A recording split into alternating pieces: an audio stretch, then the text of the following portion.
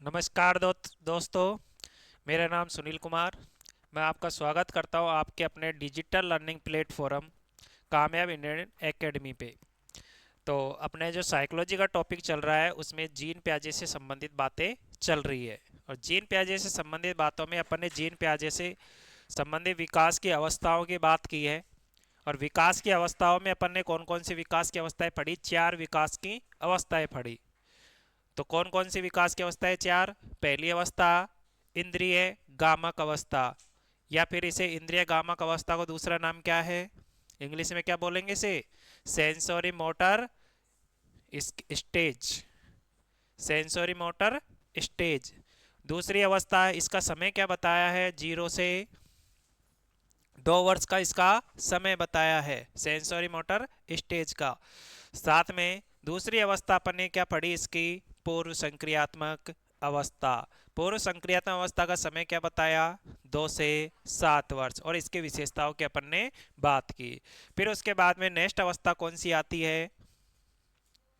मूर्त संक्रियात्मक अवस्था। तो मूर्त संक्रियात्मक अवस्था का समय क्या बताया? 7 से 11 वर्ष। 7 से 11 वर्ष। फिर उसके बाद में लास्ट अवस्था थी, वो कौन सी थी? अमूर्त संक्रियात्मक अवस्था। अमूर्त संक्रियात्मक अवस्था का समय क्या बताया उसने? 11 से 15 वर्ष। तो 11 से 15 वर्ष का समय था जब अमूर्त संक्रियात्मक अवस्था का समय था। इसे वैचारिक चिंतन की अवस्था भी कहा जाता है। फिर इसके बाद में अपन नेक्स्ट इसके कुछ कथन है जो इंपॉर्टेंट कथन है, जो कंपटीशन एग्जाम की दृष्टि से पूछे जाते हैं। तो जीन प्याजे से संबंधित कुछ कथन लिखते हैं अपन। तो जीन प्याजे से संबंधित कथन।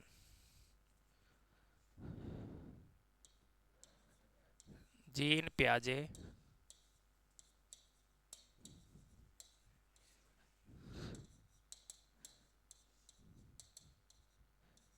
जीन प्याजे से संबंधित कथन।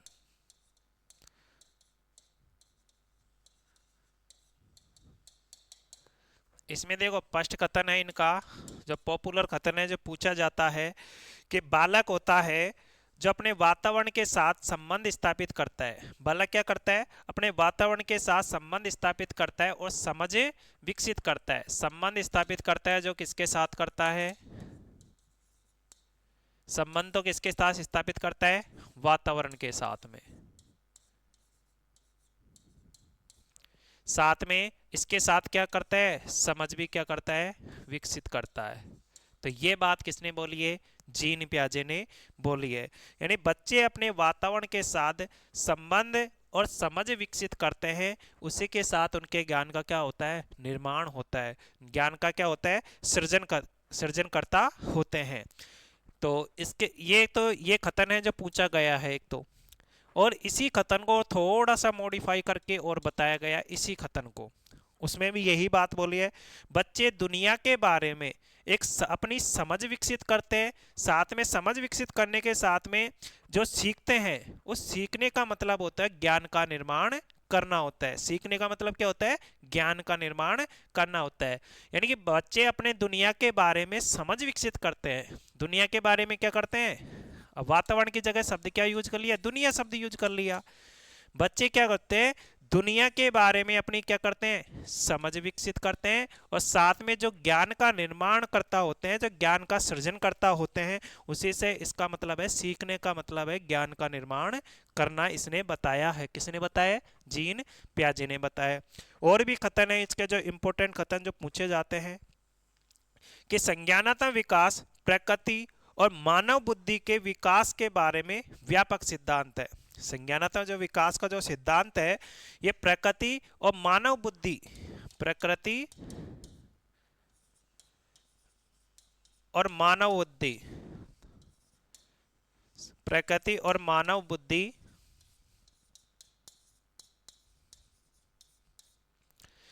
संज्ञानात्मक विकास है जो प्रकृति और मानव बुद्धि के विकास के बारे में व्यापक सिद्धांत है। इसको बताया गया है। प्रकृति और मानव बुद्धि के विकास के बारे में क्या बताया है?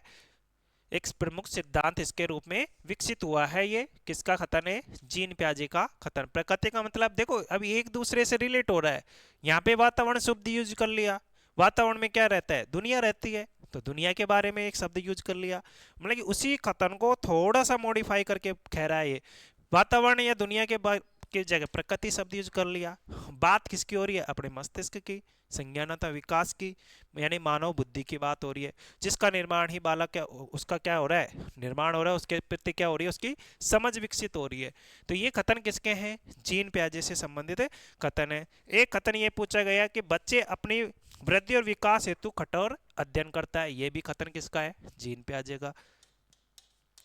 बालक क्या करते हैं?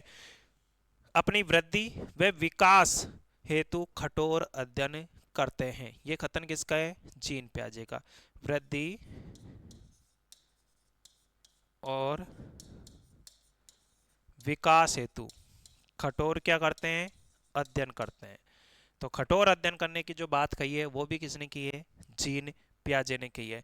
एक कथन ऐसा है जो सीटेट में पूछा गया 2016 के अंतर्गत, खालिस्तान देके उस कथन को पूछा गया है कि खालिस्तान देके उस कथन को पूछा गया कि ये कथन किसका है? खालिस्तान के विचार से बच्चे सक्रिय ज्ञान के निर्माता होते हैं और नन्हे वैज्ञानिक होते हैं जो संसार के प्रति, जो संसार के बारे में अपने सिद्धांतों को क्या करते हैं? निर्माण करते हैं।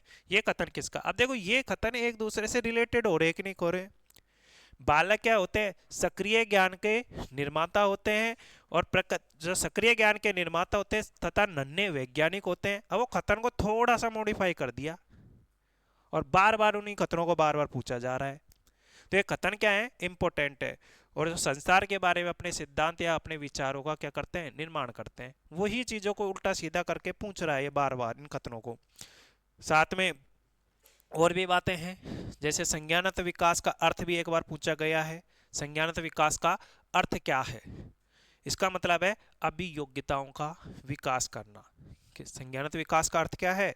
अभियोग्यताओं का विकास करना। साथ में एक क्वेश्चन ये भी पूछा गया, संज्ञानात्मक विकास है, संज्ञानात्मक विकास है, इसका निर्धारक क्या है? संज्ञानात्मक विकास का निर्धारक, निर्धारक का मतलब जानते हो क्या होता है? संज्ञानात्मक विकास का निर्धारक क्या है? वातावरण है या आनुवांशिकता है? बताओ। अपने बाल विकास का चैप्टर अपन ने पढ़ रहे हैं। संज्ञानात्मक विकास का निर्धारक कौन होगा? वातावरण होगा या वंशानुक्रम होगा या आनुवांशिकता होगी? वंशानुक्रम या आनुवांशिकता, या दोनों होंगे? बताओ। संज्ञानात्मक विकास का निर्धारक क्या है? दोनों है, या आनुवांशिकता है, या वातावरण है? आनुवांशिकता, यानी संज्ञानात्मक विकास का जो निर्धारक होता है, क्योंकि बुद्धि की बात होती है, अपन को जो अपने शरीर में अपने जो बुद्धि जो अपन को मिल गई है उसको तो अपन आनुवांशिकता से मिली है, उसको तो कोई चेंज नहीं कर सकता ना। तो संज्ञानात्मक विकास का जो निर्धारक जो माना गया, सीटेट का क्वेश्चन पूछा गया है, क्या है? आनुवांशिकता। क्या है? आनुवांशिकता।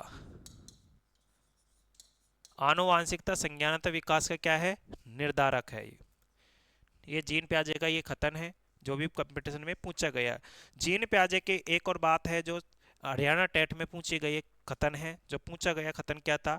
बच्चों के संज्ञानात्मक विकास को सबसे अच्छे तरीके से किन परिस्थितियों में विकास किया जा सकता है? बालक के संज्ञानात्मक विकास को किन परिस्थितियों में या सबसे अच्छे तरीके से कहाँ पे विकसित किया जा सकता है? बताओ, कहाँ पे विकसित किया जा सकता है? बालक के संज्ञानात्मक विकास को सबसे अच्छे तरीके से कहाँ पर विकसित किया जा सकता है? कक्ष और विद्यालय में उसको संज्ञानात्मक विकास को विकसित किया जाता है सबसे अच्छे तरीके से। तो विद्यालय और कक्ष में आप देखो, वातावरण भी आपको सिखाता है, लेकिन सबसे अच्छे तरीके से कहाँ पे विकसित किया जाता है संज्ञानात्मक विकास को? विद्यालय और कक्ष के अंतर्गत विकसित किया जाता है। अब देख लो, नहीं पढ़ने की क्या जरूरत पड़ेगी? बताओ।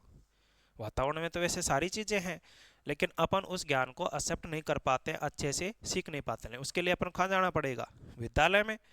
और विद्यालय में भी कक्ष के अंतर्गत इसका भी क्या होता है? विकास होता है। ये कथन भी पूछा गया है।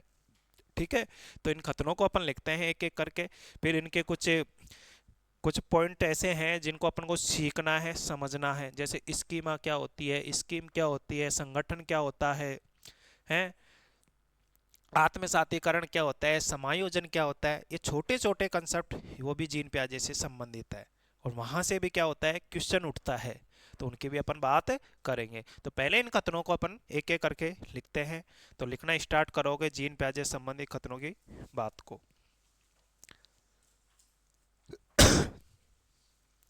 लिखो, पहला कथन लिखोगे, इसका हेडिंग डाल लो, चाहे जीन प्याजे से संबंधित कथन।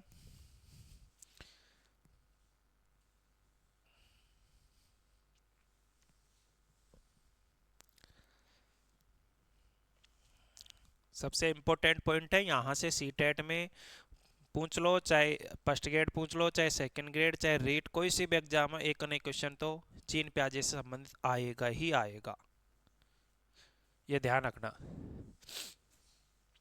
तो लिखोगे इसका कथन, फर्स्ट कथन लिखोगे, बच्चे अपने वातावरण के साथ, बच्चे अपने वातावरण के साथ, बच्चे अपने वातावरण के साथ संबंध बनाते हुए, संबंध बनाते हुए अपनी समझ का विकास कर लेते हैं।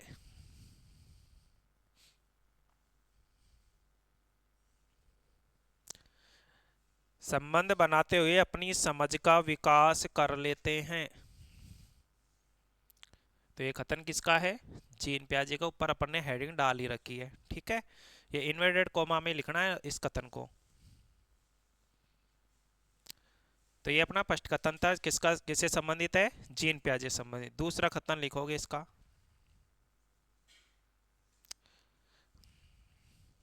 नेक्स्ट कथन लिखो, सीटेट में पूछा हुआ कथन है ये। बच्चे, बच्चे दुनिया के बारे में,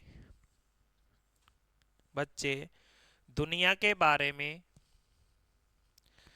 अपनी समझ का सृजन करते हैं। बच्चे दुनिया के बारे में अपनी समझ का सृजन करते हैं। तो ये सीटेट में पूछा हुआ कथन है, ऐसे कैसे।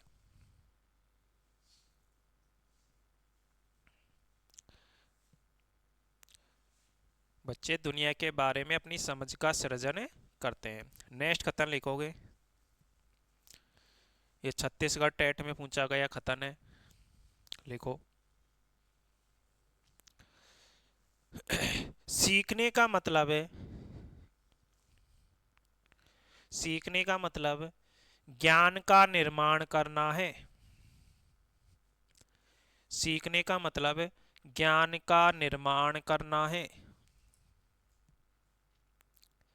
सीखने का मतलब ज्ञान का निर्माण करना है। फिर नेक्स्ट कथन लिखोगे,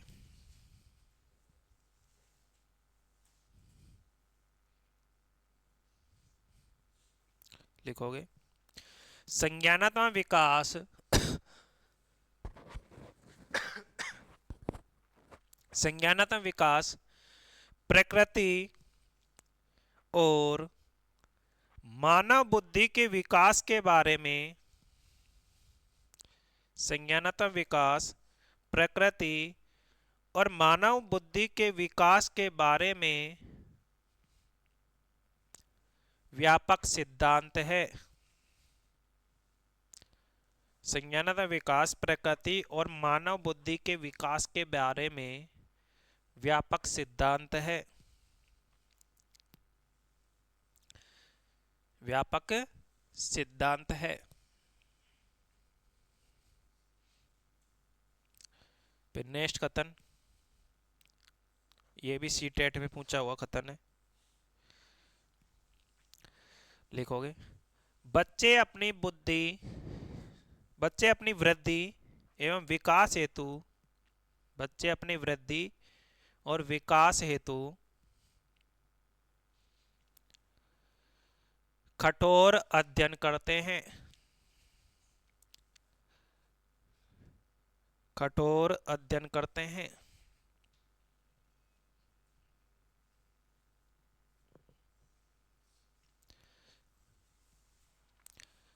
ये कथन सीटेट 2014 में पूछा गया कथन है। फिर नेक्स्ट कथन लिखोगे। नेक्स्ट कथन में पहले तो थोड़ा डोटेड करके खालिस्तान करके लिखना है ना, ऐसे कैसे पूछा गया कथन है। शुरू की जो लाइन लिखोगे आप, इसमें थोड़ा सा एक दो लाइन डॉटेड लाइन करके रिक्त स्थान के रूप में पूछा गया क्वेश्चन है ये। खालिस्तान के विचार से, खालिस्तान के विचार से बच्चे सक्रिय ज्ञान के निर्माता, सक्रिय ज्ञान के निर्माता तथा नन्हे वैज्ञानिक है, तथा नन्हे वैज्ञानिक है जो नन्हे वैज्ञानिक है। नन्हे नन्हे बच्चे नहीं होते हैं क्या, नन्हे वैज्ञानिक है जो संसार के बारे में अपने सिद्धांतों की, जो संसार के बारे में, जो संसार के बारे में अपने सिद्धांतों की रचना करते हैं, जो संसार के बारे में अपने सिद्धांतों की रचना करते हैं। तो ये कथन किसका है, जीन प्याजे का। डैश लगा के आंसर लिख लो, चाहे खालिस्तान है ना उस जगह। जीन प्याजे का ये कथन पूछा गया कथन है, डैश लगा के आंसर लिख लो जीन प्याजे।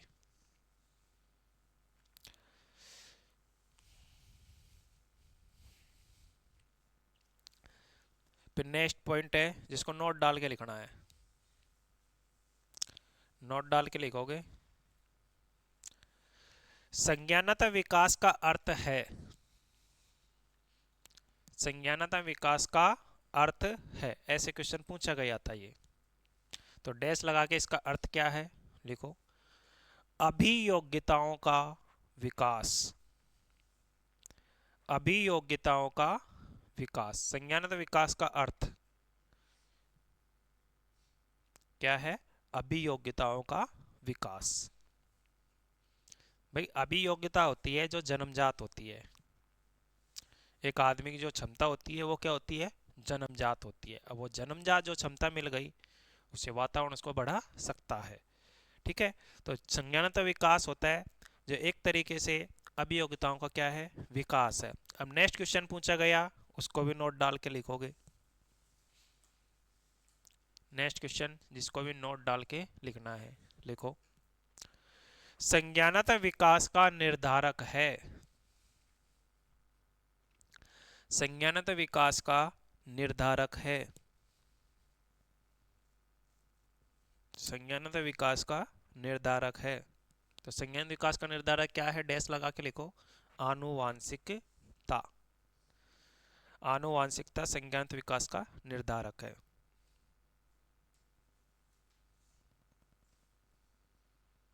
लिख दिया।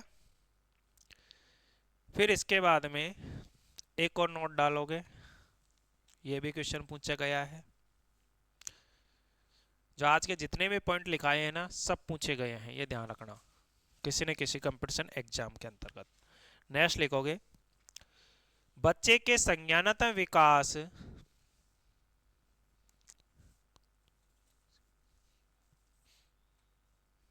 बच्चे के संज्ञानात्मक विकास को सबसे अच्छे तरीके से,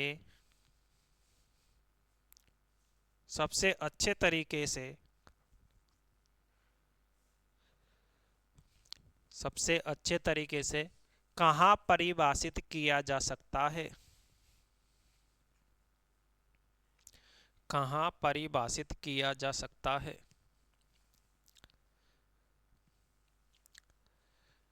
कहाँ परिभाषित किया जा सकता है। तो डैश लगा के इसका आंसर लिखो, विद्यालय व कक्षा, विद्यालय व कक्षा।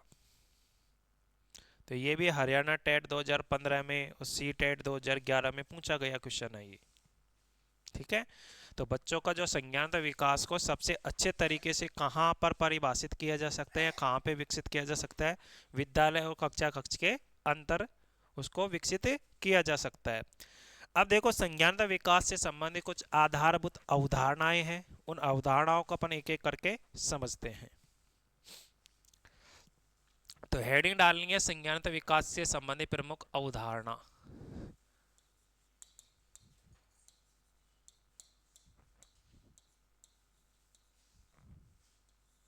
संज्ञानात्मक विकास से संबंधित प्रमुख अवधारणा।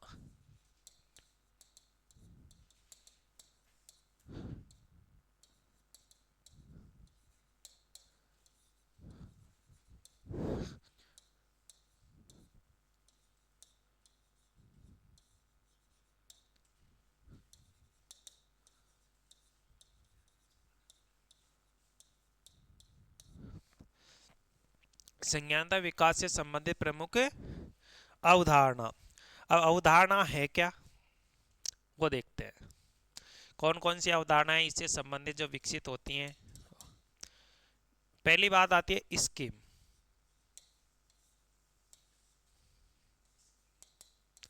स्कीम्स जिसे बोला जाता है, इंग्लिश में देखो स्कीम्स को ऐसे वो लिखेंगे SCHE, इसकी स्कीम्स।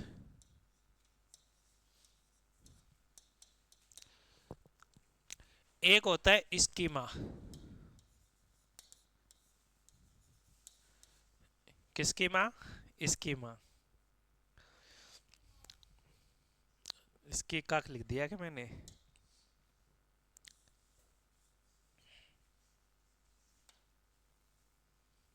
स्कीमा। स्कीमा का दूसरा नाम क्या होता है, पता है आपको? क्या?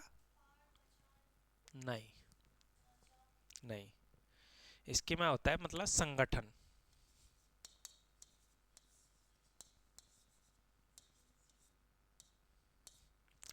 इंग्लिश में इसे क्या बोलेंगे? स्कीमा ही बोलेंगे।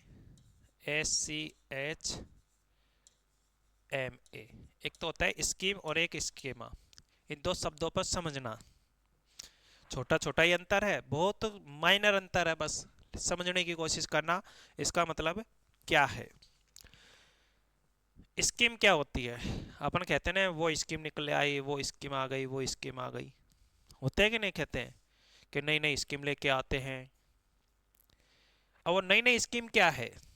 स्कीम का मतलब ये है, ये क्वेश्चन पूछा गया है सीटेट के अंतर्गत, और स्कीमा भी पूछा गया है अपने रीट के अंतर्गत। लेकिन दोनों को दोनों एक ही नहीं है, दोनों में थोड़ा सा अंतर है, समझने की कोशिश करना वो थोड़ा सा अंतर क्या है। बहुत छोटे छोटे कंसेप्ट वाली बातें हैं और बार बार कंपटीशन में पूछी जाती है, इसलिए समझना चीजों को। स्कीम क्या होती है? स्कीम क्या होता है? व्यवहार का एक संगठित पैटर्न होता है जो बार बार क्या करते हैं, दोहराते हैं। कैसे दोहराते हैं? जैसे आप यहाँ विद्यालय आते हो, आपका एक व्यवहारिक पैटर्न है रोजाना का, दैनिक दिनचर्या का व्यवहारिक पैटर्न। सुबह आप जल्दी उठोगे, अपना दैनिक कार्यों से निवृत्त होगे, फिर उसके बाद में आप नहाओगे धोओगे, उसके बाद में आप क्या करोगे, तैयार कपड़े पहनोगे, कपड़े पहनने के बाद जूते पहनोगे, हाँ जूते पहनने के बाद बैग उठाओगे और फिर आप विद्यालय आओगे। ये क्या है? एक व्यवहार का संगठित पैटर्न है कि नहीं? और इस पैटर्न के आधार पर आपके दिमाग में वो चीज़ क्या हो गई है, फीड हो गई है। क्या हो गई है? समझने की कोशिश करना मैं क्या समझाना चाह रहा हूँ। ये पैटर्न है, आप बार बार क्या करते हो, दोहराते हो, बार बार क्या करते हो, दोहराते हो। तो ये क्या बन गई आपकी? स्कीम बन गई। क्या बन गई? स्कीम बन गई। व्यवहार का वह संगठित पैटर्न जो बार बार क्या किया जाता है, पुनरावृत्ति की जाती है। तो रोजाना आपका यही डेली रूटीन होता होगा। ये नहीं है कि किसी दिन आपने कपड़े नहीं पहने, पहले जूते पहन लिए, ऐसा तो कभी हुआ नहीं होगा। तो वो पैटर्न के आधार पर ही तो हुआ है। तो वो पैटर्न है जो आपके दिमाग में फीड हो गया है, और वो फीड हो गया तो वो क्या है आपका? स्कीम है। क्या है? स्कीम है। अब बात आती है स्कीमा या संगठन की, समझना इसको भी। इसमें क्या होता है, छोटे छोटे याददाश्तों का क्या होता है, एक पैकेट होता है। छोटे छोटे क्या होते हैं याददाश्त, छोटा सा ही अंतर है, मैं कह रहा हूं उस चीज को समझना। याददाश्तों का क्या होता है, संगठित समूह होता है एक तरीके से, अपनी याददाश्तों का,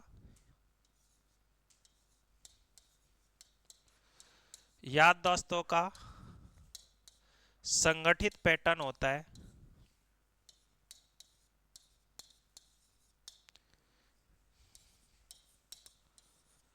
पैटर्न, याददाश्तों का संगठित क्या होता है, पैटर्न होता है, जो अपने मस्तिष्क में क्या होता है, फीड होता है, यही होता है। इसकी में टेम्परेरी हेल्प नहीं होती है, समझो नहीं, अब यही तो चीज नहीं समझ पा रहे हो, ये होती है टेम्परेरी हेल्प। ये याददाश्तों का संगठित पैटर्न है जो लंबे समय तक अपनी याददाश्तों में रहता है। कैसे रहता है, लंबे समय तक रहता है ये ध्यान दीजिए। मैं कह रहा हूँ छोटा सा ही अंतर है इसमें, हो सकता है। ना ना, पहाड़ मचान अलग चीज है। नहीं, किसने बता दिया पहाड़ मचान इसकी माँ के नाम है, आपने पहाड़ में हाँ, अब पहाड़ मचान, अब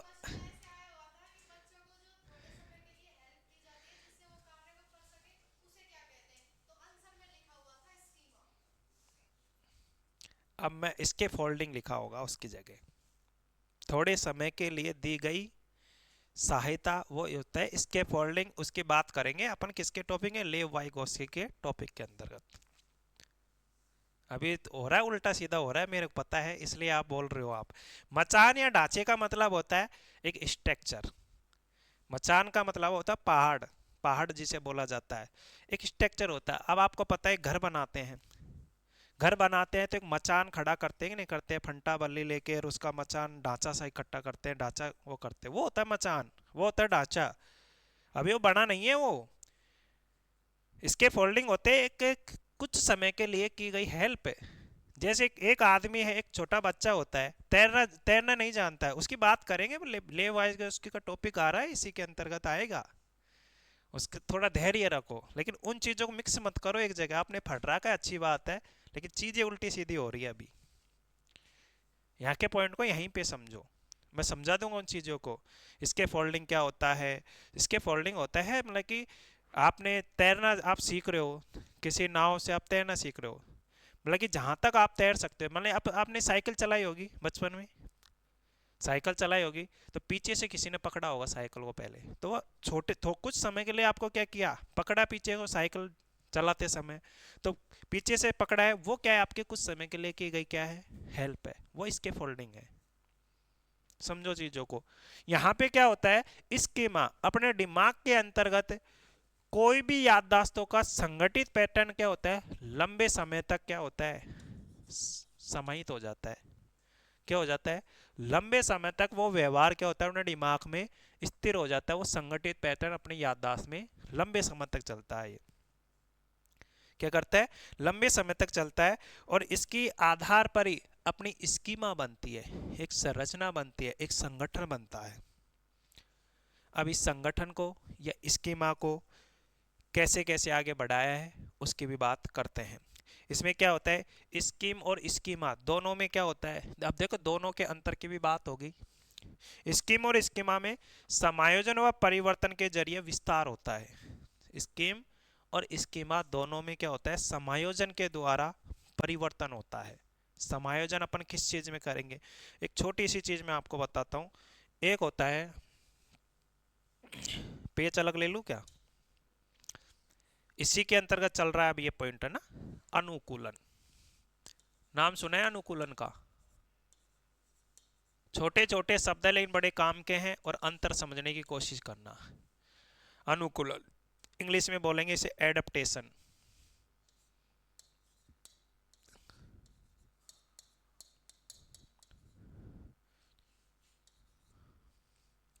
एडप्टेशन, एक मिनट,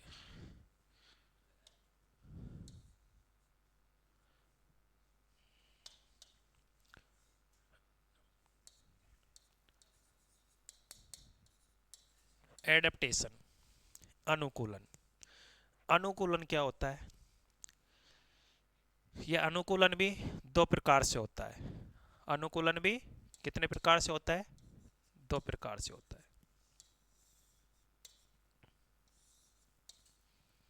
दो प्रकार से कैसे होता है? एक तो होता है आत्मसातीकरण।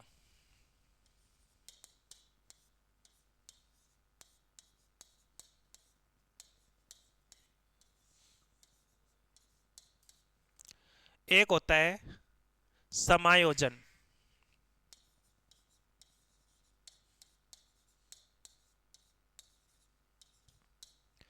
आत्मसातीकरण और समायोजन, अंतर को समझने की कोशिश करना जो मैं समझाना चाह रहा हूं। ध्यान देना, शब्दों पर गौर करना। यहाँ पे हिंदी में नाम चेंज कर दूंगा मैं, और भी नाम है इसके, आत्मसातीकरण को और भी नाम है जो मैं बताता हूँ आपको। कई कई नामों से इसमें पुकारा जाता है। इसको समावेशन भी कहते हैं। समावेशन।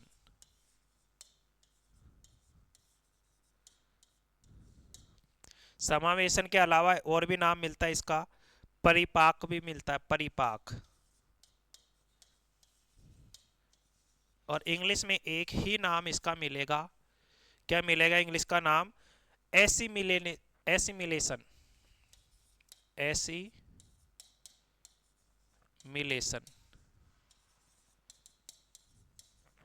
समायोजन। समायोजन को और क्या नाम मिलेगा हिंदी में? व्यवस्थापन भी बोला जाता है इसको। क्या बोला जाता है? व्यवस्थापन। ये भी नाम इसकी जगह लिखा मिलता है। व्यवस्थापन भी लिखा ना मिले तो समाविष्टीकरण लिखा मिलेगा। समाविष्टीकरण।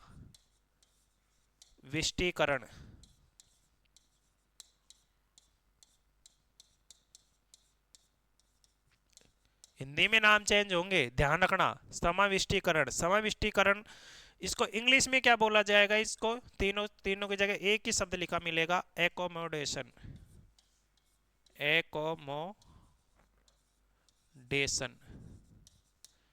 यहाँ पे इंग्लिश वर्जन ज़्यादा इंपॉर्टेंट है बजाय हिंदी वर्जन के।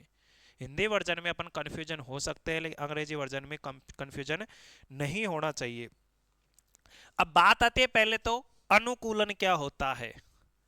अनुकूलन दो प्रकार से हो सकता है। या तो आप उस चीज को आत्मसातीकरण कर लो, उसके अंतर में, उसके व्यवहार के अंतर को आप पहचान नहीं पा रहे हो, और एक या समायोजन के द्वारा आप उसके अंतर को पहचान लो। अब बालक क्या करता है? पहली बात तो ये होती है अनुकूलन होता क्या है। अनुकूलन होता है बालक और उसके वातावरण, बालक और उसके वातावरण के मध्य चलने वाली जो परस्पर क्रिया होती है ना, बालक और उसके वातावरण के मध्य चलने वाली जो परस्पर जो क्रिया होती है ना, वो क्या होती है? अनुकूलन होती है। वो क्या होती है? अनुकूलन। फर्स्ट ग्रेड में ये लाइन को ऐसे कैसे पूछा गया है कि बालक और उसके मध्य चलने वाली परस्पर क्रिया द्वारा जो संतुलन होता है वो क्या कहलाता है? अनुकूलन होता है। अब बालक किस तरह से वो संतुलन करता है? या तो वो आत्मसातीकरण द्वारा संतुलन करता है या समायोजन द्वारा संतुलन करता है। कैसे करेगा वो देखो। मान लीजिए एक बालक ने क्या देखी? बकरी देखी। छोटे बच्चे की बात हो रही है, बकरी। और उसी बालक ने एक कुत्ता भी देखा। उसी बालक ने कुत्ता भी देखा। समझना चीजों को, कोशिश करना समझने की। बहुत छोटा सा अंतर है, इसलिए मैं धीरे धीरे समझा रहा हूं इस चीज को। छोटा बालक से कहा गया, छोटे बालक ने देखी बकरी और कुत्ता दोनों को देखा। उसने के दिमाग में उसने कभी क्या किया? केवल उसने केवल बकरी को ही देख रहा था, बकरी के मेमने को ही देख रखा था छोटे बच्चे ने। उसके सामने कुछ समय के बाद में एक कुत्ते का बच्चा दिखाई दिया। तो उसने क्या किया? कुत्ता और बकरी के बच्चे में यदि उसने अंतर को नहीं समझा, उसने बकरी को भी क्या कहा? बकरी देख रखी थी उसने, बकरी का बच्चा देख रहा था, लेकिन कुत्ते को भी क्या कहा उसने? बकरी ही कहा। पुराने ज्ञान और नवीन ज्ञान में उसके अंतर को वो क्या नहीं कर रहा है? समझ नहीं पा रहा है। कुत्ते के बच्चे, बकरी के बच्चे को भी उसने, कुत्ते के बच्चे को भी उसने यदि बकरी ही कहा है, तो कहने का मतलब उसका ज्ञान का निर्माण नहीं हो, उसने क्या किया, केवल आत्मसातीकरण किया है उसने। केवल वैसे ही, यानी कि उसके भी चार टांग होती है, कान होते हैं, पूंछ होती है, वैसा है कि वैसा का वैसा व्यवहार वाला उसको कुत्ता दिखाई दिया, कि उसके भी चार टांग है, कान है, पीछे को पूंछ है, सब चीज वही है। तो वैसा का वैसा पैटर्न वाला उसको दिखाई दिया। यदि उसके अंतर को नहीं समझ पा रहा है तो वो आत्मसातीकरण है। यदि उसके अंतर को समझ गया तो समायोजन है। समझो चीजों को। अंतर नहीं कर पा रहा है तो आत्मसातीकरण, उसको एसिमिलेशन बोलेंगे। इंग्लिश में, हिंदी में नाम चेंज हो सकता है, कुछ भी लिख दे, लेकिन अंग्रेजी का एक ही शब्द मिलेगा, एसिमिलेशन। यदि अंतर को समझ पा रहा है तो वो समायोजन। एक और उदाहरण लेते हैं। मान लीजिए गुलाब जामुन तो सबने खाए होंगे। अब गुलाब जामुन जैसी चीजें आपको दी जाए तो आपके मुंह में लार आएगी, और गुलाब जामुन जैसी सेफ वाली चीज आपको दी जाए, और जामुन वाली सेफ वाली चीज आपको दे दी गई, और उसको आपने खाया, और खाने पर वो आपको गुलाब जामुन ही मिला, तो वो तो क्या हो गया, समायोजन। और गुलाब जामुन, आपने तो गुलाब जामुन समझा, लेकिन निकला नमकीन आइटम वो, तो वो क्या हो गया, आत्मसातीकरण। क्योंकि आपने तो सोचा था क्या था, गुलाब जामुन ही निकलेगा, नहीं निकला क्या, ना कोई नमकीन आइटम निकल गया वो तो। कई बार होता है ना, मिठाइयाँ रखे होते हैं ना, कई बार जान पहचान की मिठाई होती है तो अपन पहचान नहीं पाते। अभी मैं जाके आया था दिल्ली, तो वहाँ पे क्या कि जैसे होटल में रहते हैं, 5 स्टार होटल होती है, उनमें खाना तो फिर उसी का अकॉर्डिंग मिलता है। तो वहाँ पे हलवा परोसा गया था, और हलवे के साथ साथ उसके बगल में एक आइसक्रीम मिला के कुछ फ्रूट का कुछ बना रखा था उसमें। तो मैंने देखा कि भाई ये कोई नई चीज़ है, इसको खा के देते, ये तो आइसक्रीम जैसी चीज़ है। मैंने दिमाग में क्या सोचा, आइसक्रीम है उसको, तो मैंने लिया, खाया, लेकिन वो तो कुछ और ही चीज़ थी, आइसक्रीम नहीं थी वो। तो वो क्या था, मैंने जो चीज़ सोची है, उसके ज्ञान में और पुराने ज्ञान और नवीन ज्ञान को मैंने वही चीज़ समझ ली, मैंने उसका क्या नहीं किया, आत्मसातीकरण नहीं किया, जबकि चीज तो क्या थी, अलग थी वो। यदि उसके अंतर को मैं समझ गया तो समायोजन है, अंतर को नहीं समझ पा रहा हूं तो आत्मसातीकरण में रह जाएगी वो बात। आइए कि नहीं बात समझ में, बताओ। इससे बढ़िया और क्या उदाहरण बता सकता हूँ, बताओ। अपन कई बार क्या होता है, एक बच्चा होता है, ये क्वेश्चन तो पूछा गया है, एक पिताजी मतलब कि क्या होता है, अपनी बच्ची को क्या करता है, चहलकदमी करवा रहे हैं, और चहलकदमी करवाते हुए उसने चिड़िया को उड़ते हुए देखा है अपने व्यवहार में, लेकिन कभी उसने चहलकदमी करते हुए आकाश में एक पतंग को उड़ते हुए देखा उसी समय। तो उसने उस पतंग को क्या कहा, चिड़िया कहा। पतंग को क्या कहा कि पापा देखो चिड़िया उड़ रही है, लेकिन कभी उसने पतंग को उड़ते हुए नहीं देखा। चिड़िया उड़ रही है, लेकिन पापा ने उसे कहा कि बेटा ये चिड़िया नहीं है, ये पतंग उड़ रही है। और उस ज्ञान को क्या कर लिया उसने, एक्सेप्ट कर लिया, उस ज्ञान को क्या कर लिया, स्वीकार कर लिया। तो वो किसके अंतर्गत आएगा, समायोजन के अंतर्गत आएगा कि आत्मसातीकरण के अंतर्गत आएगा, समायोजन के अंतर्गत आएगा, समाविष्टीकरण के अंतर्गत आएगा। यदि उसको पहचान नहीं पा रही है, उससे पहले वो पहचान नहीं पा रही थी कि चिड़िया जैसी चीजों को देखा है, चिड़िया को उड़ते हुए देखा, लेकिन पतंग को उड़ते हुए नहीं देखा, उसमें अंतर नहीं कर पा रही है, तो वो किस में आएगा, आत्मसातीकरण में। यहीं से एक क्वेश्चन पूछा गया था, सीता नाम के एक, सीटेट में क्वेश्चन पूछा गया था, सीता नाम के एक लड़की है, हाथ से दाल और चावल मिलाकर खाना सीख जाती है। जब उसे दाल और चावल दिए जाता है तो दाल और चावल को मिलाकर खाने लग जाती है, दाल चावल को मिलाकर क्या करने लग जाती है, खाने लग जाती है। और उसने चीजों को करने के लिए जो अपनी स्कीमा बनाई है, उस स्कीम में दाल और चावल खाने को उसने सीख लिया है। तो ये क्या है, उसको उसने शुरुआत में दाल चावल को एक साथ मिलाकर खाना सीखा था, बाद में थोड़े से बड़े हुए, बड़े होने के बाद में दाल चावल को अलग से परोसा गया, तो वो कहते हैं ना, एक बार तो खिचड़ी परोस दी, एक बार दोनों को अलग अलग करके दे दिया। लेकिन अब उसका दिमाग में, उसकी स्कीमा में क्या चीज़ बनी, उसके स्कीमा में तो क्या बन गया कि भाई दाल चावल हमेशा मिलाकर ही खाई जाती है।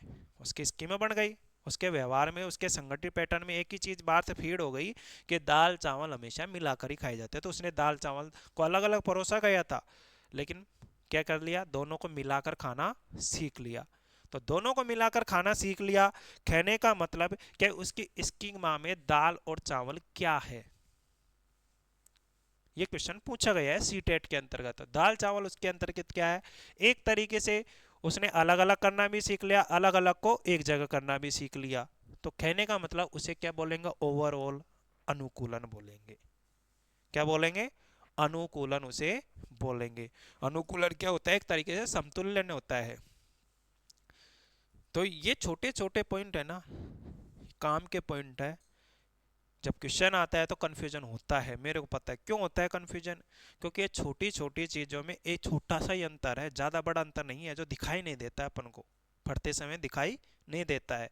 लेकिन एक समझो चीज़ों को, अनुकूलन क्या है, अनुकूलन के ही भाग है ये दोनों चीज। किसके भाग है, अनुकूलन के। यदि दोनों मिक्सिंग हो रही है ये बातें, दोनों की बातें, तो उसको अनुकूलन का नाम दे दिया। जैसे दाल चावल वाली बात आ रही है, उसको अपन ये डिसाइड नहीं कर पा रहे कि उसको अनुकूलन में रखे या समायो आत्म सातीकरण में रखे या समायोजन में रखे अपन उसको। तो दाल चावल को उसने मिलाकर खाना सीखा था शुरू में, दाल चावल को जब अलग अलग परोसा गया तो फिर भी वो मिला के खा रही है। तो उसके स्कीमा में मिलाकर खाने वाली चीज़ें उसको पसंद आई, अलग अलग करके खाने वाली चीज़ें पसंद नहीं आई। तो वो एक तरीके से क्या है, अनुकूलन है, यानी व्यवहार का संगठित पैटर्न उसने सीख लिया है। ठीक है। तो इस बात से किसी को कोई दिक्कत हुई या फिर कोई चीज़ समझ में नहीं आए तो पूछ सकते हो अभी भी, या लिखाएं फिर अपन, बताओ लिखाऊं। ठीक है तो लिखो। पहले तो स्कीम के बारे में लिखोगे, हेडिंग डालो। हेडिंग डाल लो पहले, संज्ञान विकास से संबंधित प्रमुख अवधारणा। स्कीम, स्कीम क्या होती है लिखो।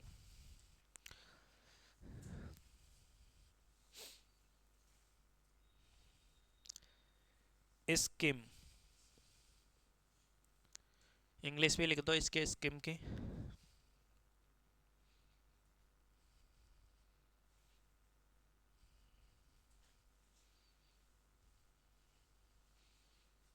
लिखोगे, इसके बारे में लिखोगे, स्कीम के बारे में। स्कीम, स्कीम व्यवहारों का, स्कीम व्यवहारों का संगठित पैटर्न होता है। स्कीम व्यवहारों का संगठित पैटर्न होता है जिसे आसानी से दोहराया जा सकता है, जिसे आसानी से दोहराया जा सकता है।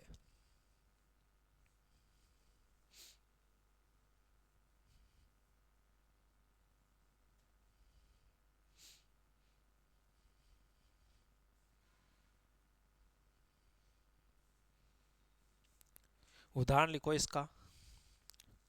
उदाहरण, बालक का, बालक का स्कूल जाने से पूर्व तैयार होना, स्कूल जाने से पूर्व तैयार होना, तैयार होना एक तयशुदा रूटीन के अनुसार,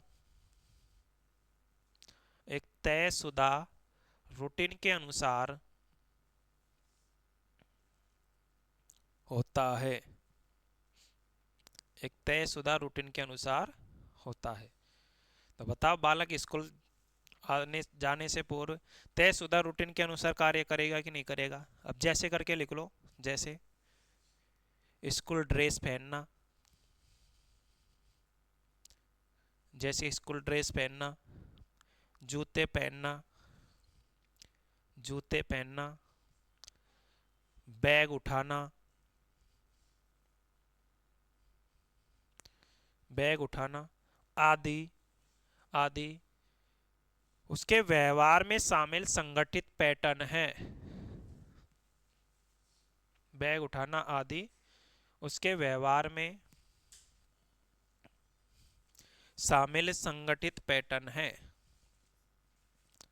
उसके व्यवहार में शामिल संगठित पैटर्न है। तो आ गई बात समझ में स्कीम की।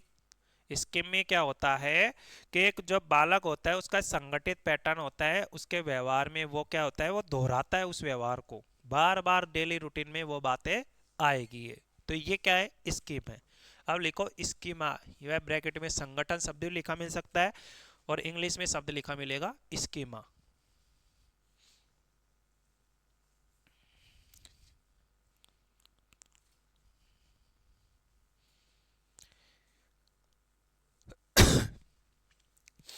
तो लिखोगे स्कीमा के बारे में,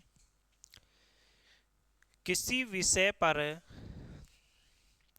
किसी विषय पर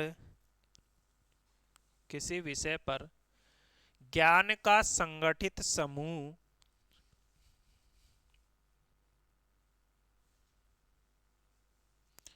किसी विषय पर ज्ञान का संगठित समूह जो जो लंबे समय की याददाश्त में एकत्रित होते हैं, जो लंबे समय की याददाश्त में एकत्रित होते हैं।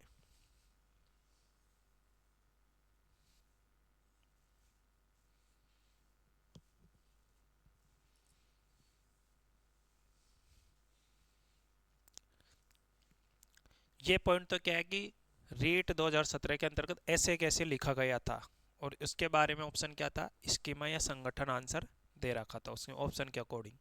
ठीक है, ये लाइन पूछी गई है, इंपॉर्टेंट लाइन है जो लिखाई गई है। उसके अलावा और भी स्कीमा से संबंधित और भी लाइनें लिख सकते हैं। लिखोगे नेक्स्ट लाइन क्या है, अनुभव से सही अर्थ निकालने का व्यवस्थित तरीका। अनुभव से सही अर्थ निकालने का व्यवस्थित तरीका।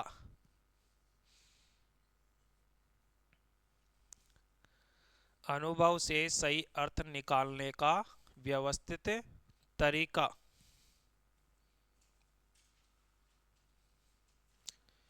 नेक्स्ट लिखोगे, नेक्स्ट है स्कीमा। स्कीमा व्यक्ति की विश्व के विभिन्न पक्षों स्कीमा व्यक्ति की विभिन्न पक्षों कोमा रूपों के बारे में, हाँ विश्व के विभिन्न पक्षों, स्कीमा व्यक्ति की विश्व के विभिन्न पक्षों, स्कीमा व्यक्ति की विश्व के विभिन्न पक्षों कोमा रूपों के बारे में, रूपों के बारे में उसके ज्ञान व धारणाओं को, ज्ञान व धारणाओं को अभिव्यक्त करने वाली संरचना होती है। अभिव्यक्त करने वाली संरचना होती है।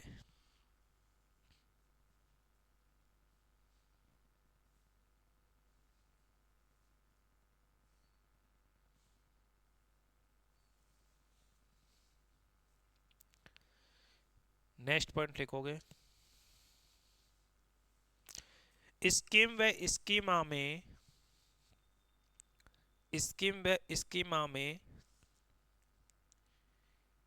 समायोजन व परिवर्तन के जरिए, समायोजन व परिवर्तन के जरिए विस्तार होता है। स्कीम व स्कीमा में समायोजन व परिवर्तन के जरिए विस्तार होता है।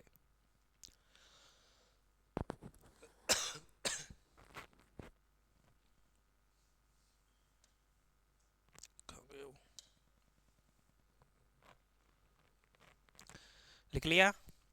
फिर इसके बाद में अपन को हेडिंग डालनी है अनुकूलन।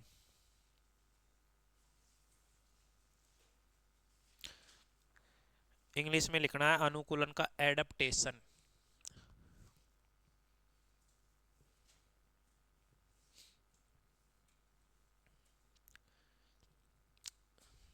अनुकूलन एडप्टेशन लिखोगे अनुकूलन के बारे में।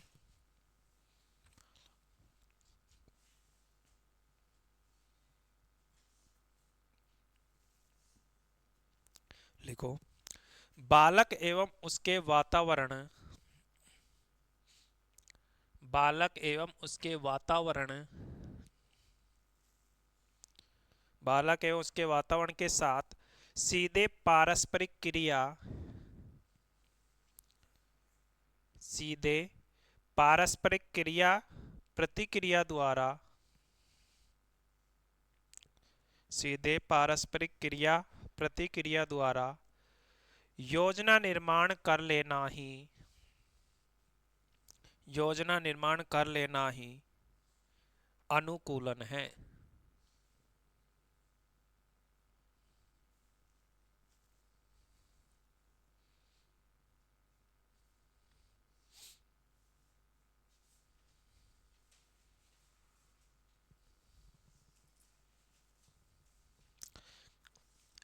ये तो क्या कि एक बिल्कुल सिंपल भाषा में इसकी परिभाषा होगी। जो क्वेश्चन फोरम में जो परिभाषा पूछी गई थी उसको नोट डाल के लिखो।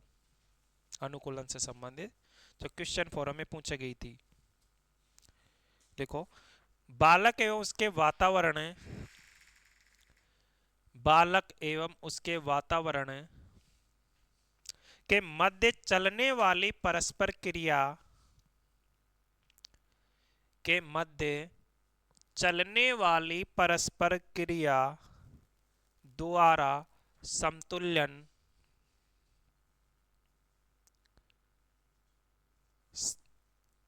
बालक एवं उसके वातावरण के मध्य चलने वाली क्रिया द्वारा परस्पर समतुल्यन, डैश लगा के लिख लो। ये ऐसा ही क्वेश्चन था, इसी लैंग्वेज में पूछा गया था। वो क्या कहलाता है? अनुकूलन। डैश लगा के लिख लो अनुकूलन, डैश लगा के लिख लो अनुकूलन। ये इसका आंसर था। ये क्वेश्चन फोरम में पूछा गया क्वेश्चन था, बालक और उसके वातावरण के मध्य परस्पर चलने वाली क्रिया का क्रिया द्वारा समतुल्यन, वो क्या कहलाता है? अनुकूलन। क्या होता है? अनुकूलन। अब अनुकूलन के बारे में अपन और जो नेक्स्ट पॉइंट है उसको लिखोगे, फिर इसके बारे में ऐसे कैसे अपन इसको लिखेंगे। ठीक है, लिखो अगर बालक,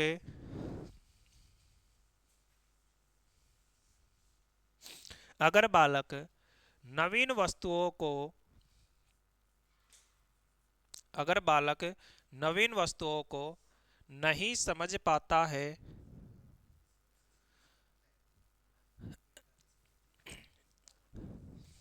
जी, अगर बालक नवीन वस्तुओं को नहीं समझ पाता है तो,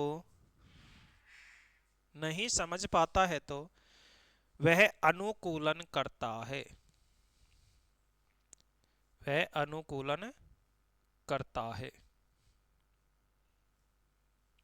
वह अनुकूलन करता है।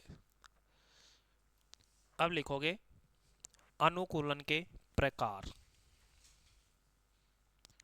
अनुकूलन के प्रकार।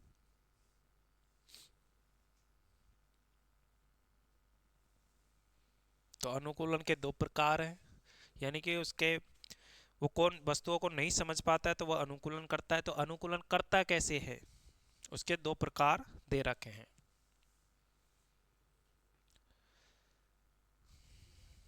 हाँ, अब दो प्रकार कौन से हैं उसको ऐसे कैसे उतारो, फिर इनके नीचे उसके बारे में लिखते हैं, फिर जो भी उदाहरण है उसको।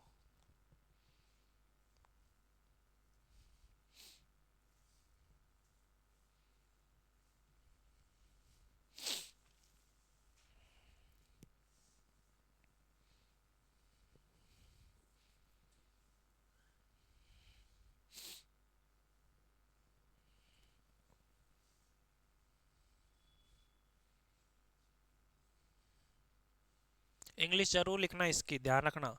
हिंदी में नाम चेंज होंगे फिर कहीं आप आत्मसातीकरण को समाविष्टीकरण बोल दो और समाविष्टीकरण को आत्मसातीकरण बोल दो, कि बोलने में एक जैसे से शब्द लगते हैं ये अंतर है इनमें। हिंदी में देखो नाम समझ में आ रहा, आत्मसातीकरण यानी आत्मा में समावेशन करना, उसका परिपक्व करना, एसिमिलेशन करना, बसाना उसको। यानी आप अपन ने पुराने ज्ञान में तो क्या समाहित कर रखा है, लेकिन नवीन ज्ञान में उसके अंतर को नहीं समझ पा रहे हैं अपन। समायोजन में अपन समायोजन कर लेते हैं, हाँ अब पहचान गए अपन इस बात को।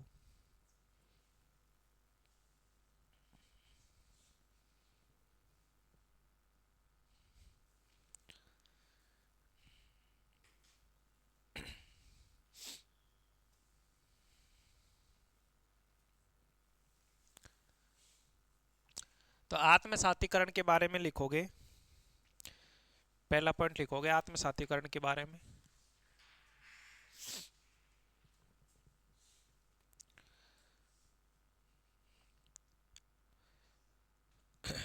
आत्मसातीकरण के बारे में यानी एसिमिलेशन के बारे में लिखोगे, पहला पॉइंट लिखो, वस्तुओं में अंतर, वस्तुओं में अंतर नहीं कर पाता है, वस्तुओं में अंतर नहीं कर पाता है।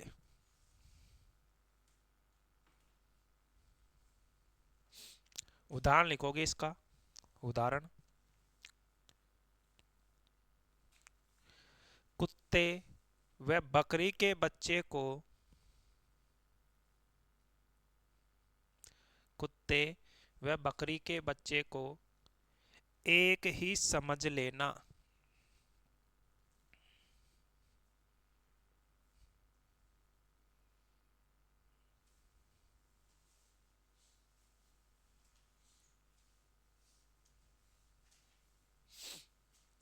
एक और उदाहरण लिख सकते हैं इसमें, गुलाब जामुन के सेब की चीज, गुलाब जामुन के सेब की चीज, गुलाब जामुन के सेब की चीज गुलाब जामुन ना निकले तो, गुलाब जामुन ना निकले तो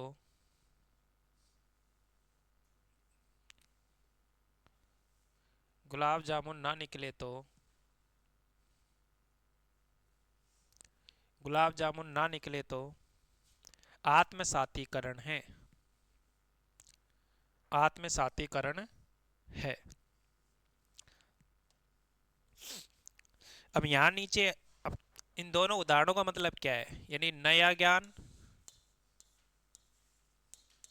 और आपका स्कीमा है, आपके जो दिमाग में जो स्कीमा बनी हुई है, याददाश्तों का जो पैटर्न बना हुआ है, इसमें क्या हो रहा है, आप आत्मसातीकरण में नए ज्ञान और आपके दिमाग में आपकी स्कीमा में जो याददाश्त में जो चीज हो रही है, उसमें आप उसके क्या को नहीं समझ पा रहे हो, अंतर को नहीं समझ पा रहे हो। ये दोनों उदाहरण इसको ही तो व्यक्त कर रहे हैं, अंतर नहीं समझ पाए। तो ये क्या हो गया, आत्मसातीकरण। लिख लो ऐसे कैसे इसको,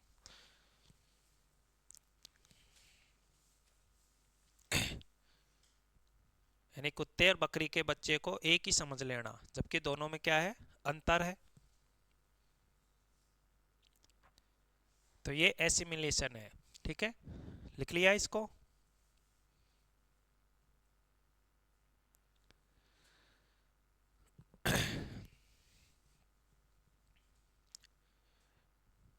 नेक्स्ट हेडिंग डालनी है आपको समायोजन वाली, एकोमोडेशन,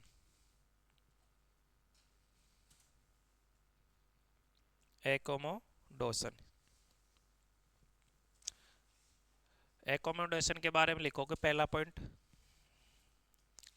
लिखो, इसमें अंतर करना सीखता है, इसमें अंतर करना सीखता है। नेक्स्ट पॉइंट लिखोगे इसमें, उदाहरण लिखोगे पॉइंट में, उदाहरण। कुत्ते व बकरी के बच्चे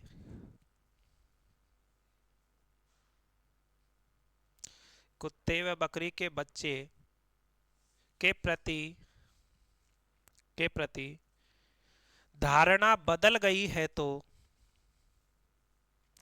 धारणा बदल गई है तो समायोजन है। धारणा बदल गई है तो समायोजन है।